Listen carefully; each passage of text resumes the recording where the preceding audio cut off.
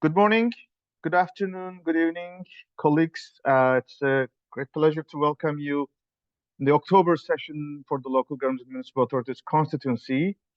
We are apologizing for a delay in the opening of the session when we appreciate your patience and flexibility. We will give a couple of minutes for everyone to settle down so that we can run smoothly, and then in 2 minutes time we will start with the announcement of the structure and our guests and speakers. Uh, we will just 1 more minute for your patience. Thank you.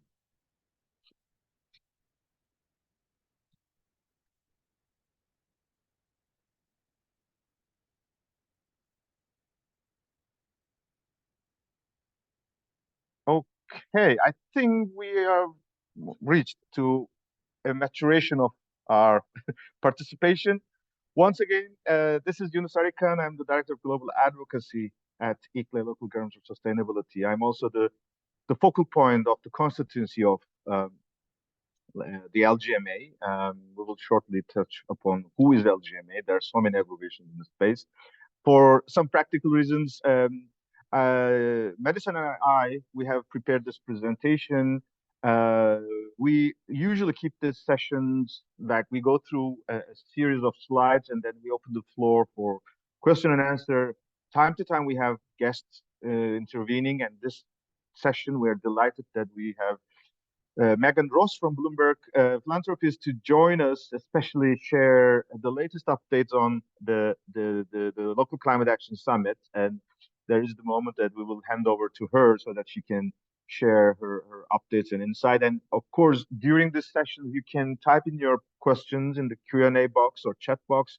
Time to time, you will hear there will be some links that you can use. And this session is recorded, as you heard at the beginning, and we keep it on the YouTube channel of the LGMA and ICLE, and the presentation also made available. But this makes that this information is, of course, publicly accessible.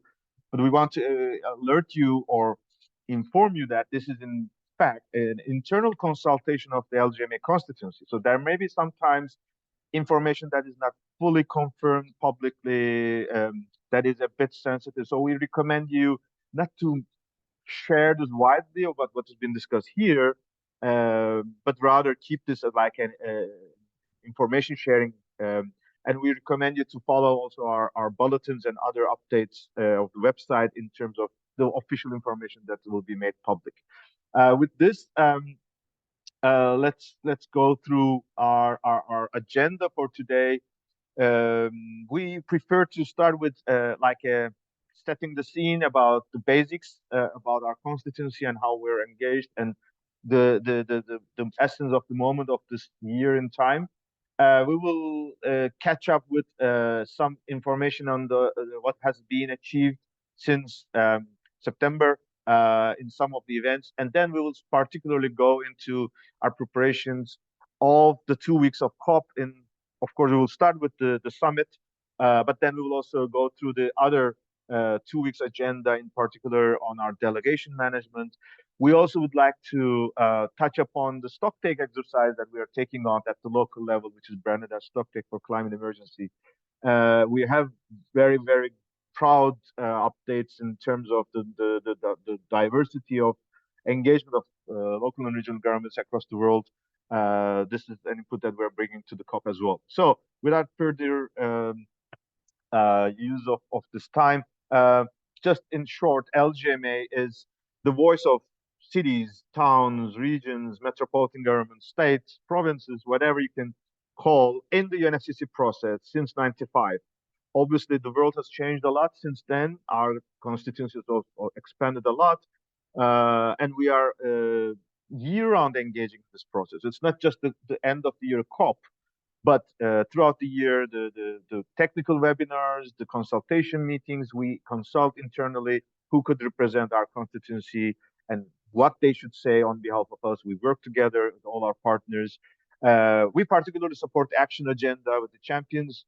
The presidency has always playing a role in terms of introducing new momentums. We try to work with them. And the national governments, the friends of multi-level action, they are the ones who decide on the decision. So we also keep a close dialogue with them. And if you have seen that, especially since Paris Agreement, when we made this recognition of all levels of governments, the next milestone was Glasgow. Multi-level is part of the Glasgow Pact.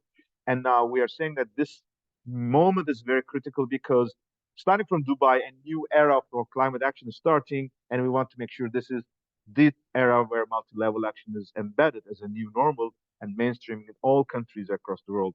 We have several working groups: adaptation, finance, and loss and damage. And we have bulletin, and we have also our WhatsApp group. Those who would wish to join us, we are more than happy to welcome them. Every year at the beginning, we start to prioritize our priorities, map our priorities. And obviously, we left Sharm el Sheikh with surge. It was a huge momentum. The ministerial was remarkable achievement. We were very happy that during the year it was acknowledged in the UN Habitat Assembly, another UN body. So that's the linkage between climate and urban space. We worked throughout the stock take, and then especially with the announcement from Bloomberg and presidency that a new way of engagement is designed. Starting from March onwards, we wanted to navigate ourselves. And in parallel to this, we also worked on our new position paper on the LGMA asks from the COP28 outcomes. We have been working with both of the presidencies, both Egypt and Emirates. But of course, now it's much more in the hands of the incoming presidency. And we have also worked with Asif, who is Asif Shah, who has been our counterpart in the presidency. Throughout the year, we have followed the UN processes, but also the national processes like G7, G20, and also we had hosted our own summits and events like MedCop, Daring Cities, and across the world, we had made this momentum growing further. We have used this slide especially that it is an ecosystem that we are discussing about. Until now, we were mainly driving the space as LGMA, but over these years, we are getting more and more support from national government, the UN, UN Secretary General, UNFCCC, and now this partnership, it will really take us to a new level, and they will be receiving input from all the other processes. We see this as a challenge, obviously, but we see it's our strength because this shows how diffusing we are into this process. It's not just the idea of the mayors or local governments or regional governments. We are now seeing that this has become a mainstreaming and that we want to cement this in the COP28 outcomes. We mapped our 100 days, last 100 days to COP28, and particularly we have finished with regional climate weeks. This week, as of today, a huge delegation is in Suwon, Korea. We're working on the Asia Pacific Urban Forum, the eighth version. Another group of our lead partners are in the same time in Panama for the Regional Climate Action Weeks. This shows how much we are advancing and that the results now will feed into what we will see at COP28. We have our position paper. I'm very happy our colleagues from the leading organizations and the two coalition, Committee of the Regions and Regions 4 are with us.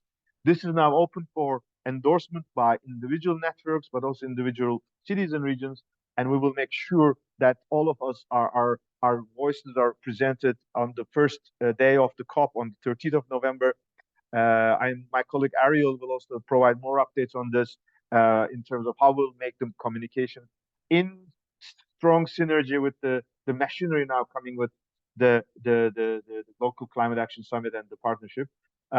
This documentation is aiming to position that this outcomes is fully supported by the constituency. And the good news is that the global stocktake submissions are also starting to say more vocally the multi-level action and urbanization should be involved in the new era. That's seeing that our inputs are resonating into the nations, and that's the mission of this summit on the first days to consolidate all these, and then LGMA will continue to build it towards the ministerial and others. I want to highlight especially this council decision from European Union, which is an excellent example of why it is important to have documents like this available, because thanks to this really big pressure, the committee of the European Committee of the Regions and all other partners in the European networks, they were able to feed this text into the European Council decision. That language was never existing before. It was recognition importance, but it is saying concretely that we want them involved in the next era. It is exactly what we want to see. And that has been the case in several other processes like G7 heads of state or African summit. The regional climate weeks, as we said, the third version is now taking place in Panama. In all these sessions, we have tracked 2 cities, and it is led by LGMA partners. Different actors, depending on the regional diversity, take the lead. Covenant of Mayors Sub-Saharan Africa, GCOM, ICLE, or C40. But it is showing that our consistent message is shared by all the partners. We have different level of participation because of the unique conditions, but we are very sure that our voices are heard. Just one example, MENA is one of course, the newest regions that is engaged in the climate space, especially they are going through this difficult moments in this realities of this world. The MENA Climate Week exactly started in the way when the war has escalated in Israel, and everyone was worried, but we were making sure that climate action is the one that bridges everyone in a positive agenda. So that's why we are very happy. Similar days, Urban 7 contributed to the G7 subnational roundtable that brings ministers of urbanization and climate under the G7 countries. And we are very hopeful that this experience will resonate in G20 and hopefully in the COP28 as well. Now we're getting closer to really start to plan of our engagement day by day. Just before I give the floor to Megan, I just want to remind ourselves that when we are talking about COP28 engagement, we should be aware of where are we engaged and what conditions, because these are shaping the outcomes and the way it has been fed into the official outcomes. We are particularly focusing on the blue zone. We will be intervening as LGMA opening, closing, and specific sessions. We will have side events. The lists are announced. We have global climate action agenda events. Presidency is running a lot of events, and this summit on that you will hear is part of this missionary. We will have our pavilion you will hear, but also there will be other pavilions. And outside the green zone, which is the one that anyone in Abu Dhabi, even tourists, can go to this green zone, and there will be so many events. And because Dubai is such a cosmopolitan city, we are also expecting so many events to be hosted across Dubai and even some events in Abu Dhabi. So this is the reason why we want to make sure that we are all aware of who is doing what and where.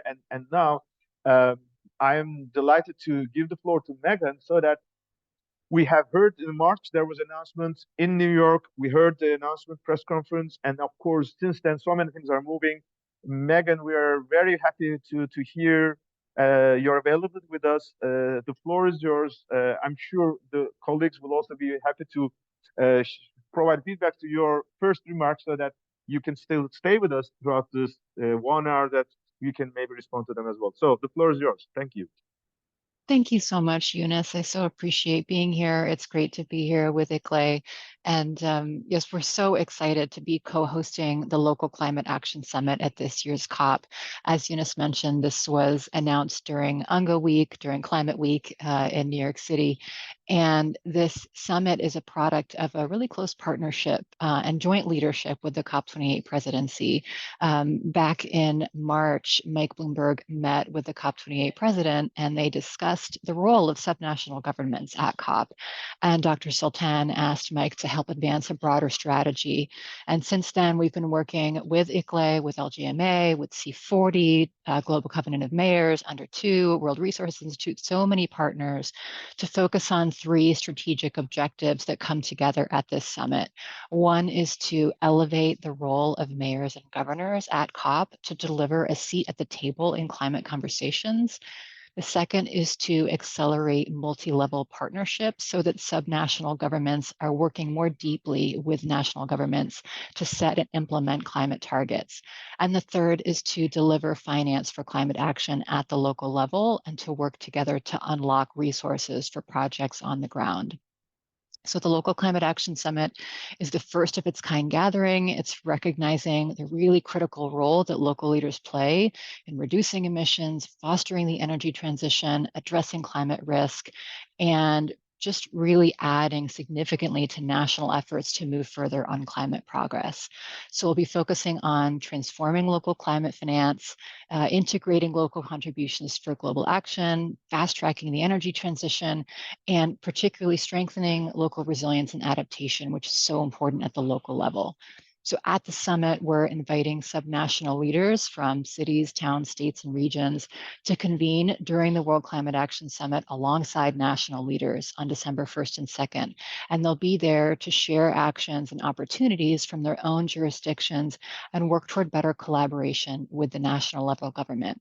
So at the summit, we'll have high-level speakers, elected officials, policymakers, experts in the field, and we'll have breakout sessions on sector issues like the energy transition, like finance, and we'll have breakout sessions relevant to the distinct roles that subnational actors play in reducing emissions.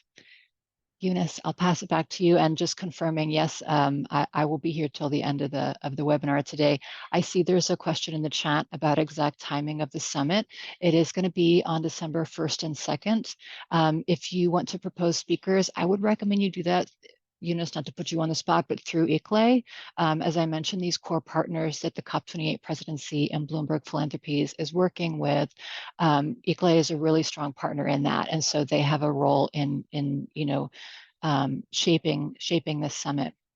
And I'll just acknowledge on this next slide, local leaders have demonstrated how ambitious they can be, but we know that the ambition of subnational actors cannot be fully delivered without nationally supported pathways. And so the COP28 presidency has acknowledged that they are leading the development of these principles through a coalition supporting the larger subnational strategy to increase cooperation between federal and subnational actors and to improve the flows of climate finance to the subnational level. So the development of this statement in this coalition is facilitated by the COP28 presidency. It's ongoing. I'm sorry we can't share details at this time, but just wanted to acknowledge that it is underway, and it's part of this broader strategy to enhance multi-level partnership so that local leaders and local jurisdictions are contributing meaningfully toward national contributions. Eunice, I'd be happy to pass it back to you at this time. Dear Megan, thanks so much for this really fresh and really motivating information, and also responding also to colleagues' questions. We can continue, but if there's more to come, we can come back because we have a couple of more points. But one point on this, I think for the LGMA constituency, let's remember we have worked throughout this couple of months about our position towards COP28, and we have made submissions to the Global Stocktake. I would like to make our colleagues are aware that what has been publicly spoken by LGMA is almost fully reflected to what's coming up. Therefore, I would be very, very happy to make sure provide more details, but this is one of the unique moments that the presidency has such an inclusive process, such an ambitious agenda, and as you have seen in the slide, the president already has explained this to the parties in his letter. It is one of the few announcements that he has made, and this will be discussed this week in the weekend in Abu Dhabi, so that it is really putting us a very good track that whatever we've been saying for years and years, and sometimes decades, is fully reflected in what's coming up. And I'm sure we will be all celebrating when we all get together in Abu Dhabi. And of course, on the way, we will still keep each other. Additional information will be coming. We will be in touch with presidency and Bloomberg so that during, if needed, we can have another round of webinars. There are other webinars going on. We will share information through our mailing list so that this transparency and inclusivity is ensured. I want to give the floor now to Madison because, as you have heard, now the invitations are coming, the delegations are being screened. How to make sure we are well synergized? Madison, you want to take us through our documentation now? Yeah, thanks, Eunice. So I just sent in the chat a link to the LGMA COP28 coordination spreadsheet. So if you could just open that while we talk through it together, that would be great. So this spreadsheet is for all of us as LGMA organizations to work together in our COP28 planning. At minimum, so we can be aware of each other, and then at best, maybe achieve some sort of coordination. There are 4 tabs. The first one is your political delegation. No need to share like contact information, but this has 2 purposes. One, so again, we're aware of what political leaders each organization is bringing. But 2, so as UNIS is engaging in the official UNFCCC negotiations and intervening with the LGMA, we know which political leaders are at COP and available. So if you scroll all the way to the right, column in asks, is this political leader interested in speaking at the UNFCCC negotiations? And so you can mark yes or no, and then on which days, because again, we recognize if a mayor is at COP for 3 days, they probably already have a pretty packed schedule. So if they have an open afternoon and you think they might be interested in intervening, please mark on which date. So moving to the events tab, it's also pretty self-explanatory. If you're engaging in an event, hosting an event, please share it here so that we can all be aware of what is going on. Our third tab, LGMA announcements, is more communications focused. So if your organization is planning a big announcement, you may put it here. And my colleague Ariel, who is our communications lead here at ICLEI, is also on the call to explain a little better how we might be able to coordinate. We understand that a lot of announcements will probably be focused on December 1 and 2 to align with the local climate action summit. That is there. And then the final tab, the multi-level action and urbanization pavilion. We don't have the agenda for this yet, but when it is available, we'll link it in this spreadsheet so that it's easily accessible. Great. As she concluded with the pavilion, maybe we can continue on that. As you have noticed, we're talking about very packed 12 or 13 days. That there is a good narrative and scenario or storytelling between the summit to the ministerial until the end. And in that sense, our base camp, our home, will be the multi-level action and urbanization pavilion. This is what we have been practicing since COP26. It was really well received by both the constituency, but also partners. This is giving us that those who are coming to the summit, but also spending more days in the rest of the COP agenda, they can use the space as where they can meet, they can intervene, they can speak, they can share. The agenda is now being discussed with the partners of the LGMA who have been involved, but also others who have shown interest. It is, of course, a commercial initiative because that space is not for free. And unfortunately, we have to talk about and think about our financial, let's say, sustainability. But we are very happy. Partners like Scottish government has been contributing to this process for years now. And each of the partners are also sharing and sharing responsibility and contributing in a crowdsourcing manner. So will be running this from 9 a.m. to 7 p.m. And there are already applications, and that's why we are now running through it. But we still have slots. This year, the pavilion is co-hosted or co-convened by ICLEI as the LGMA focal point and UN Habitat, which is something that we are very proud of. The UN Agency for Urbanization is on this space with us. And we will have a list of lineup of partners. A lot of sessions will be jointly also led. In case you are still interested to reserve a slot in this 90 minutes slot in one of those, feel free to reach out to the COP28 Pavilion contact persons. Madison, you can also share our colleagues' emails. Once again, you know the presidency agenda is shaping up. It's not just presidency agenda, which is now available on the webpage of the presidency. That's what we have extracted. But there's also the climate champion agenda is also coming up. As you have noticed now, it's become bigger and bigger and bigger. This is because this is supposed or expected to be the largest ever participation in the UNFCCC history. thanks to the very suitable conditions, logistically and technically, that the Dubai Expo City is offering. In fact, I haven't been there personally, but I assume it's like 10 times more COPs can be hosted in this Expo City Dubai, but it's not the goal, of course. The logic is that this is really a really interesting moment. We do not think that the future COPs will be so participatory, no, so diverse in terms of the number of activities and the participants, but that's why it will be a lasting legacy so that the things that is coming of this COP will really help us to deliver the deliver the commitments, especially in the next 2 years, because the real thing will happen at home, at the capitals, at the country, at the city level. But the impulse from Dubai and the goal towards Brazil, the 2 years ahead, is the moment that will shape the next 10 years or the next decades. So this agenda is being shaped also with the high level champions and the partners of the Marrakesh Partnership. Many of our partners in this call are also part of it, and we will be providing more updates on that.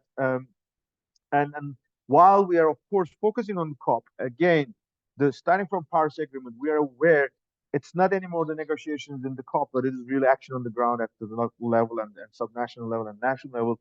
So stocktake is a process that we are very happy that we are being engaged to bring the voice to transform our city halls into a mini COP.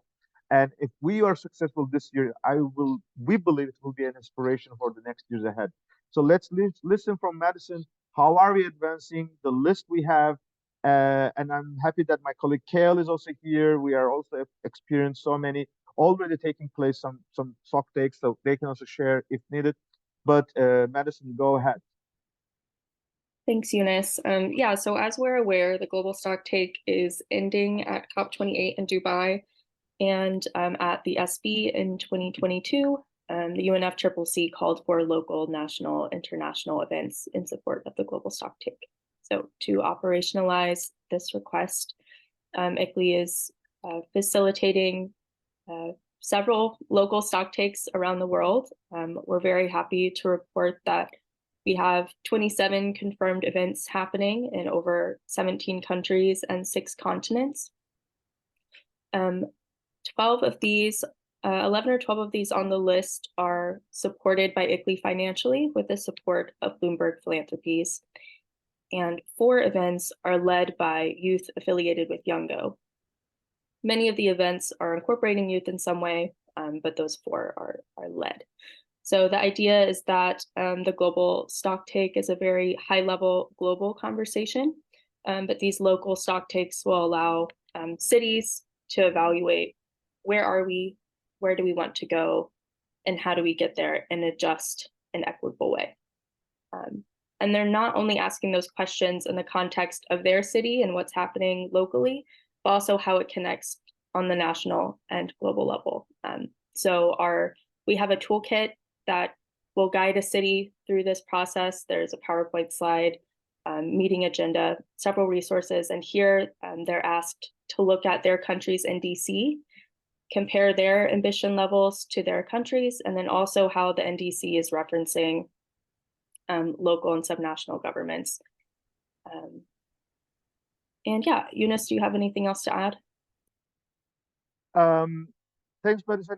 I especially want to recognize some of our colleagues like Rob Werner from our first champion of the stock takes from city of correct me, I'm now ashamed. Let me go back to our list.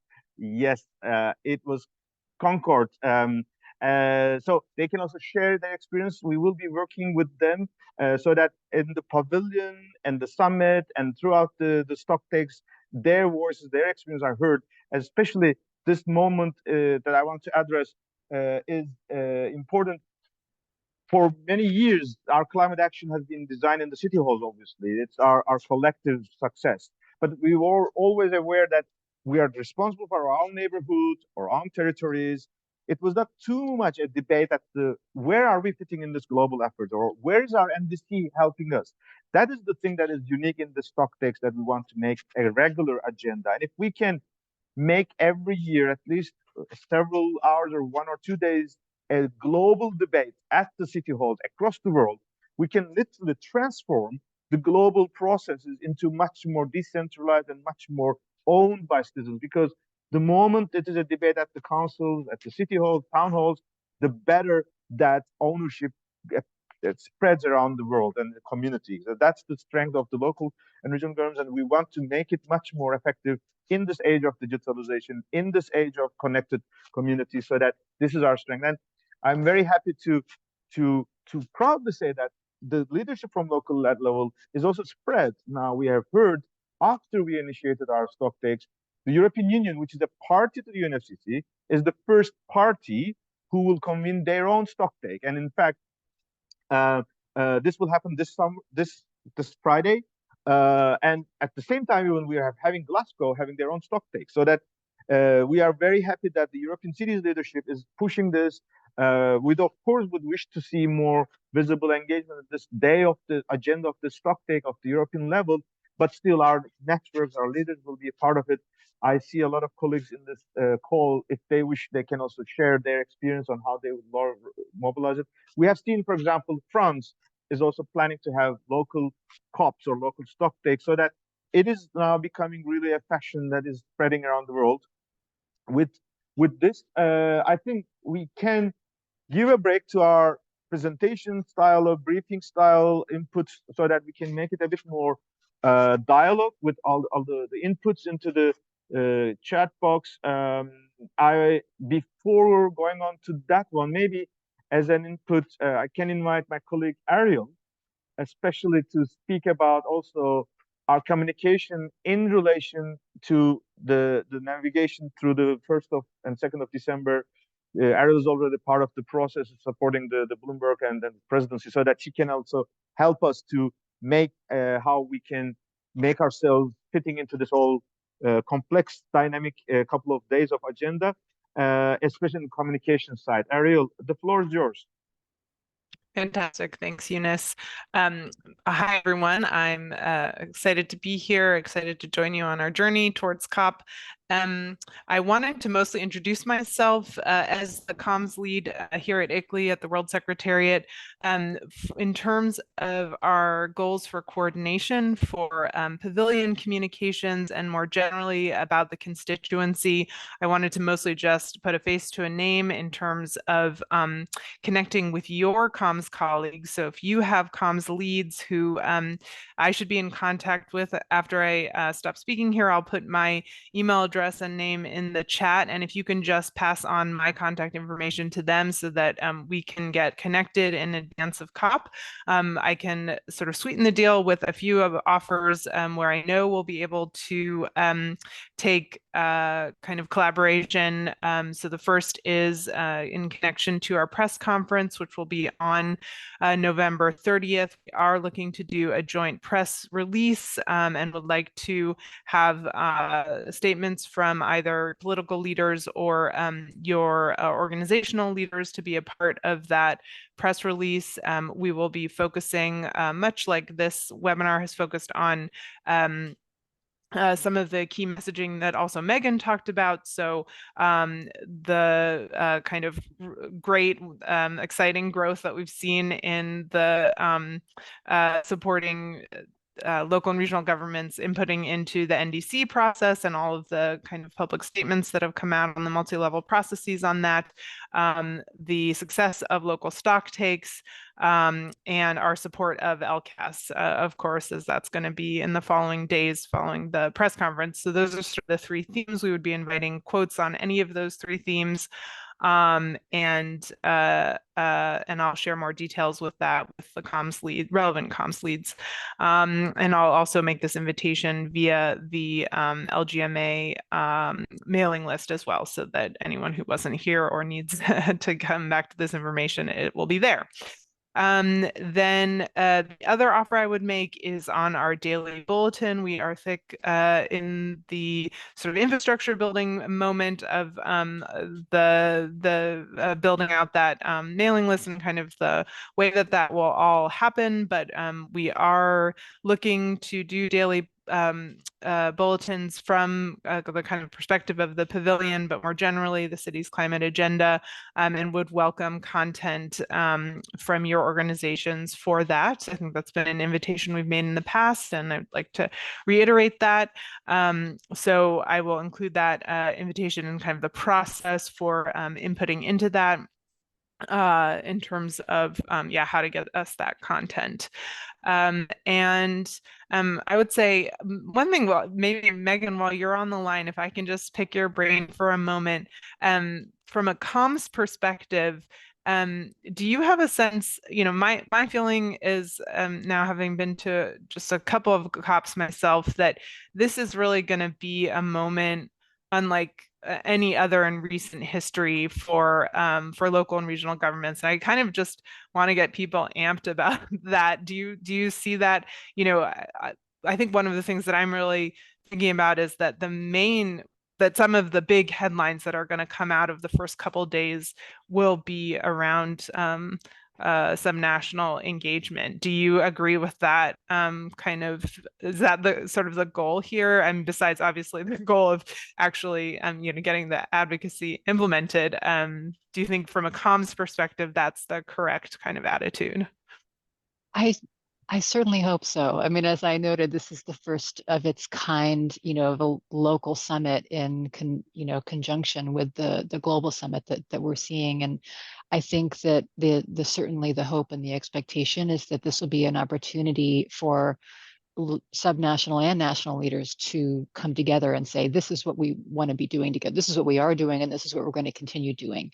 I'm sure that our partners are already developing some of those announcements, and want to keep their moments for the stage. And I'm so glad that you're collecting the LGMA announcements in your in your tracker here. I do think this is a really remarkable COP. I think it's a really remarkable platform. And one of the things that indicates how special it is to me is the partnership that we're seeing, the partnership with this group, with this network, and all the other networks that that are coming together to sort of facilitate and lead this, and of course from the COP28 presidency themselves. Absolutely. Great. So we're excited to support and contribute to that. And so more information coming from me via the LGMA lists. And thanks everyone for connecting me to your comms leads. Thank you, Ariel. Just complementing the dialogue a couple of minutes ago. Those who are familiar with this process, you can remember how it was, of course, a change of the landscape. In Copenhagen, we were not even allowed. We were out, and it was a remarkable turning moment. And everybody started to say that, look, this cannot be continued. It has to be better. And it took time for a dialogue for nations, and this was the reason why we were able to come to the Paris Agreement. But in the Paris Agreement, there was a summit. The first 2 days, we were at the Paris City Hall. There was a Glasgow. There was, again, heads of state there. The only speaker from subnational was Mayor Garcetti. We were in Sharm el-Sheikh. The only speaker was Tokyo governor in one of the roundtables. So that it was very limited. And that's the reason why we're saying that this is the first, because it really means that there will be an engagement, there will be dialogue. We will have even several heads of state in our summit speaking in our pavilion, hopefully. That's our goal, at least. That our nomination will also be speaking in their sessions, not just only one, but a kind of really a much more representative group. That is making this unique and exciting, because this is exactly reflecting the moment of the day, that this is truly a collaborative effort, and it has to resonate. It's not just at the COPs, but it has to resonate back at home.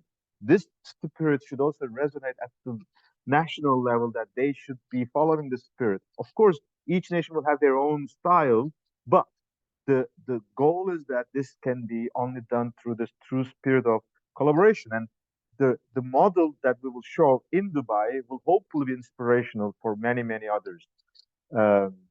So that's, I think, is really, really very, very exciting. And let me also, of course, speak about some of the realities. Of course, we are now the the negotiations are still not easy. There are still a lot of backlash in many fronts in the climate action, energy, poverty, and we believe this multi-level action is one of those very few positive agendas that brings all of us on board from the north and the south, from the small to big, and every nation, every constituency has their contribution, and that will make the move forward much easily. That's the whole spirit in that sense. Um, we still have 15 more minutes. I see several points were addressed into the chat box. Most of them were responded. I see Q&A box. There is an anonymous attendee. How would it be possible to get engaged in the LCAS in general? That's one point. Maybe this could be an opportunity, Megan. You can think about like your concluding remarks, and then some of those points you can raise again. Again, there's another question to you, Megan. Dear Megan, national leaders are now wondering if it is still possible to get involved in the local climate action summit.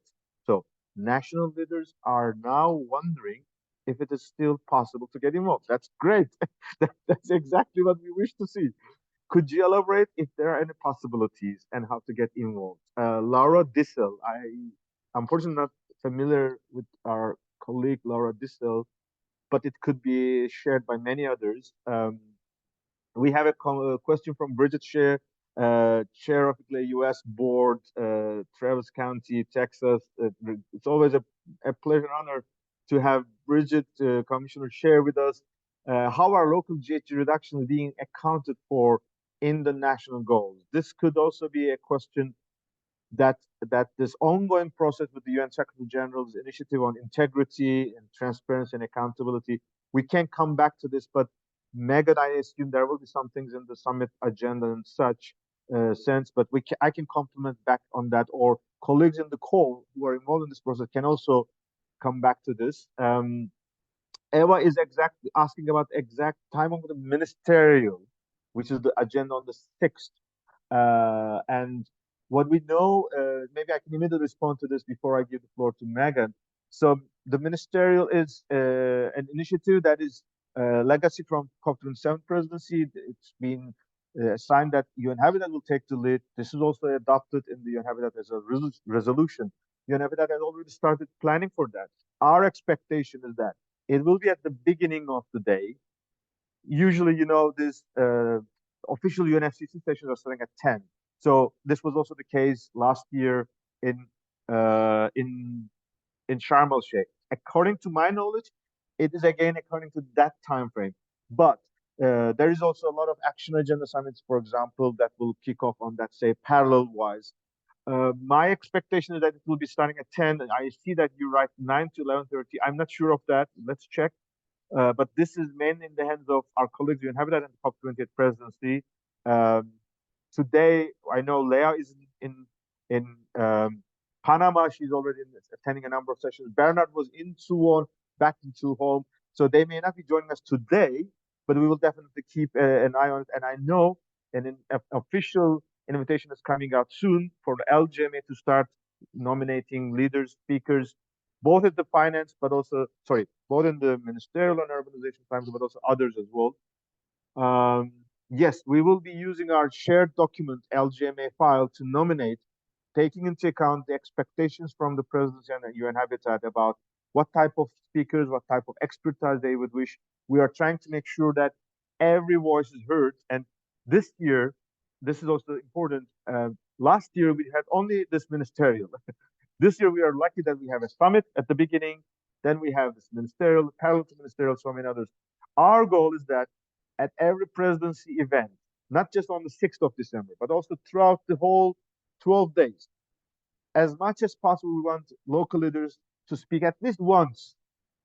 It may be possible that one leader may be invited more than once. That may be, we want this to be exceptional. We really wish that through the presidency events and official sessions, every leader speaks once so that they give floor to others. And the others agendas, it could be a pavilion side event, it could be an EU pavilion event, it could be India pavilion event. They can speak as much as possible.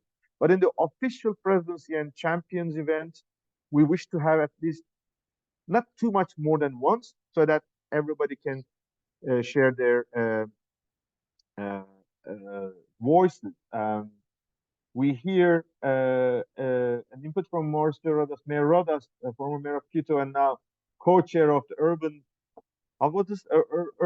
Global Finance Commission. Probably you may correct me, which we are very proud to be part of it. This is kicked off during the September summit as well of New York City. He's asking your email, Megan. Maybe we can have it on a bilateral way, but maybe Megan, when you are now wrapping up your feedbacks, you can guide us about how to communicate later on. So that could also be a response to Mayor Rodas and many others that they can share the same question. I'm just checking. Yes, clear. That's good.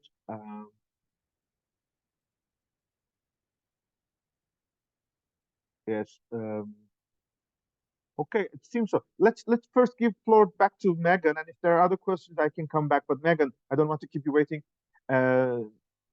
Feel free to respond what you heard, or if there's anything that you think it has to be added. Yes, the floor is yours. Thank you so much, Eunice, and thank you for these questions and the enthusiasm. And I just want to, again, express my appreciation for the tracker, because that actually is part of how I would recommend to answer some of these questions, in terms of how to get engaged and how to suggest speakers and how to get national leaders involved. I'm just so thrilled that there is that enthusiasm for participation and support of the Local Climate Action Summit. This is an event that is designed for local, state, and regional leaders to convene with national level leaders. And so if there are any of those types of people that you wish to ensure get an invitation, please, I think it would be appropriate to put them in this local COP28 leaders tab. I see you nodding, Eunice, that would be ideal. And I can say that many of the regions that are listed here and the cities are listed here, I know have already received invitations. So it's wonderful to see that we're on the same page in terms of who are the key people who should be there. And please do note under expertise and interest in column L there, if you know that person would be interested in supporting LCAS, potentially speaking at LCAS, note them there, because there's so it's so valuable to have the support of our network partners, including ICLEI, in helping to guide these things. ICLEI has already helped to curate the invitation list for the invitations that have already gone out.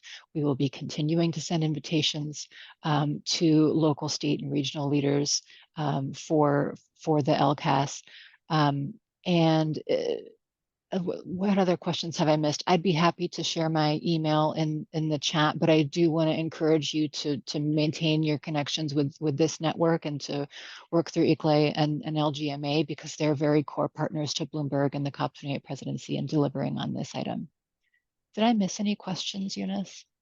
I think that was, I think, more or less, there was this discussion about this accounting of emissions. So I suggest because Megan mentioned about several breakout groups, especially on the second day.